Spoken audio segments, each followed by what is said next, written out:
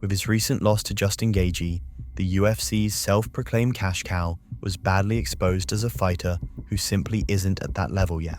But if you look closely, the warning signs were already there in his earlier losses too. And in this video, we're about to break it all down. Pimblett started his MMA journey in 2012, going 3-0 in his first 3 professional bouts to join the United Kingdom's top MMA promotion, Cage Warriors, where he made a hard-fought start to his career by securing a decision win against Florian Kalin. In his second Cage Warriors fight, Paddy stepped in brimming with confidence as the clear favourite against Cameron Elsa. But Elsa turned the tables almost instantly, catching the rising star in a guillotine and forcing the tap in just 35 seconds. Paddy rebounded from a tough loss in spectacular fashion, racking up 3 consecutive wins in Cage Warriors before earning a shot at the full contact contender featherweight title against Kevin Petchy.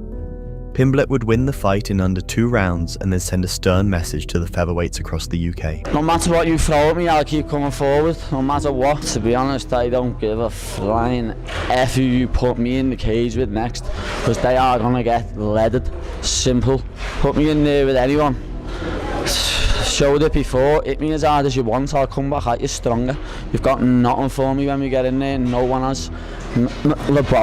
Artem Lubov, get me McGregor, I'll smoke him as well. After claiming his first MMA title, Paddy didn't just talk the talk, he walked the walk as he defended his belt with authority, before heading back to Cage Warriors to conquer the big leagues. Returning to Cage Warriors, Pimblett wasted no time climbing the ranks. After 2 impressive wins, he earned a shot at the featherweight title and made it unforgettable when he dismantled Johnny Freichi in just 95 seconds to claim the belt. It was inevitable. I was always going to end up with this title, no matter what. I've proved that I'm the best 145 pounder in the Cage Warriors division time and time again, and it's about time that I got something to show for it, know what I mean?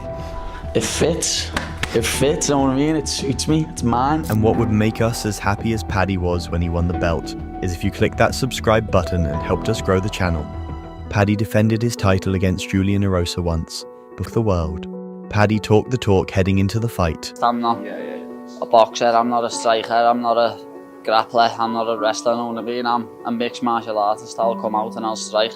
Yeah. And then if a takedown's there, I'll take it. If he tries to take me down, he won't be able to anyway.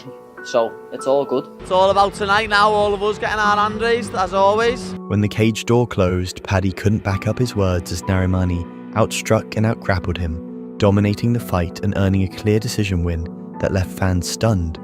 After the blow to his confidence at featherweight, Pimblett made the move to lightweight, bouncing back with a win over Alexis Savidis. But when he faced a step up in competition against Soren Bak for the vacant title, things went downhill.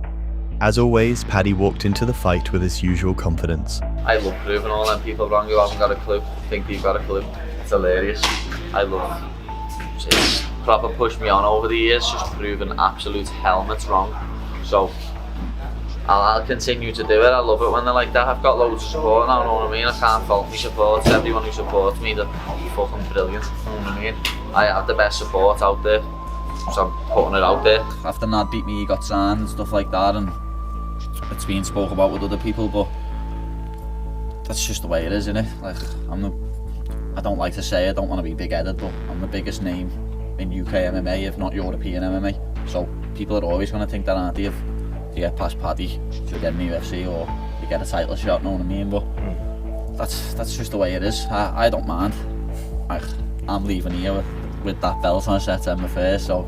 Unlike his fight against Nad Narimani, Paddy came out like a house on fire against Bak, pushing him to his limit in the first round. But the Dane mounted a courageous comeback from round 2 onwards to neutralise the Brit and win by a unanimous decision. Pimblett blamed the loss on a hand injury he was dealing with during the fight. What was the biggest thing you learned during that fight? Not to go into another fight injured. And just listening to other people, know what I mean? Like, leading up to that fight, I couldn't wrestle or do any weights because of my hand, and everyone told me to pull out, but I weren't going to pull out. It was just one of them things. The loss hit Pimblett hard, and he admitted to crying for days afterwards, since the weight of missing out on becoming a 2-division Cage Warriors champion was something he struggled to handle. Despite the setback, the Liverpudlian picked himself up, regrouped and charged forward. He won his next 2 Cage Warriors fights in the first round, earning himself a well-deserved spot in the UFC. All the proper UFC officials are here and all the head honchos, lad, and they all want to see the new cash cow, lad, the new main man. So I'm here to headlock Dana and Hunter and Sean Shelby and Mick Maynard, lad. I'm here to get them all in a headlock later and let them know the new kid on the block is. Pimblett made his UFC debut against Luigi Vendramini at a fight night in September 2021. Despite a shaky start, he bounced back, knocking Vendramini out cold and making a statement on the UFC lightweight scene. Pimblett kept climbing the ranks in the octagon, hooking fans with his fiery trash talk. And he's an absolute crab. You know what I mean? Can't throw a punch to save his life. And he's trying to talk shit, lad. It's mad. Can't believe he's talking about my opponents. That's Say Ogden, lad. Me nan's dead and she'd finish him.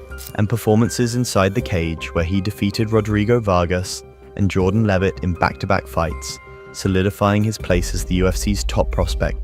With 3 wins under his belt, Pimblett's star was soaring, but he came dangerously close to having his hype train derailed by Jared Gordon, who was completely ignored by the Brit for Ilia Topuria during the press conferences. A Spanish sausage. Oh, he's so different. Your boy over there. When you see me coming, he go to the back doors. He's obsessed with me, lad. It's heavy. Shut the fuck He up. hasn't stopped tweeting about me all week, lad. He needs to sort his life out. Back in your mouth, please, loudly, shut up, man. Even when Paddy talked about Gordon, he didn't hold back, throwing shade at the American with some harsh words. When he's standing in that cage and everyone's singing, "Oh, Paddy the baddie," his ass is going to fall out of him. Jared's a nice dude, you know what I mean? I'm going to feel bad when I hit him. When the cage door closed at UFC 282, both fighters gave it their all, with the first 2 rounds being razor close. Gordon dominated round 3, controlling Pimblett against the cage, but when the result was announced, the MMA world was left stunned as Pimblett was declared the winner. Ariel Helwani was one of the most vocal critics of the decision. I thought the Jordan Levitt fight was his best fight. Of the 3 leading up to Saturday, I thought clearly this was the worst, and I thought he lost the fight. Pimblett couldn't care less about what Ariel Helwani had to say. I don't give a flying what anyone's got to say about me. Amidst the backlash, Dana White stepped in to back Paddy Pimblett, explaining why Gordon didn't deserve the win. It's like Gordon had a horrible game plan going into that 3rd round. You think you won the first 2 rounds with the judges? I mean, how do you know that? Why go in there and throw away the 3rd round and not go in and fight your ass off and try to win? If you think you know who won what round or whatever, you're crazy. I've been doing this for 23 years. I have no fucking idea what those guys are going to do or what they're going to say. So, you know, yeah. Pimblett disappeared from the scene for the next 12 months due to an ankle injury, but he made an explosive return to the octagon in December 2023. The Brit started off strong with a hard-fought decision victory over the legendary Tony Ferguson at UFC 296, before making quick work of King Green at UFC 304. With back-to-back wins, Pimblett told his critics to stop doubting him. Everyone underestimates me, lad, just because I look like a 14-year-old girl. Paddy Pimblett kept shocking the MMA world when he stepped in with Michael Chandler and finished him with a brutal TKO at UFC 314, instantly putting himself in the conversation as a real lightweight contender. That huge win earned him a massive opportunity in the form of a fight for the interim lightweight title at UFC 324 against Justin Gaethje, one of the most dangerous men in the division. Before the fight, there was plenty of respect on both sides, but both guys were confident they'd get the job done. He won't be physically the same after this fight. I will. I'll be exactly the same. I'm going to put a beat down on him like he's never received. And I can promise you that. No, I love it. This guy, I love everything he's been saying. You know, he definitely sounds overconfident. He's out here disrespecting legends like Dustin Poirier. I'm going to dog walk this English fuck on Saturday. Watch. On fight night though, Gaethje showed that there are truly levels to this sport.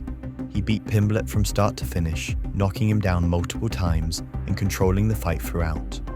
To Paddy's credit, he showed heart and fired back whenever he could, but he was clearly second best and ended up losing by a comfortable decision.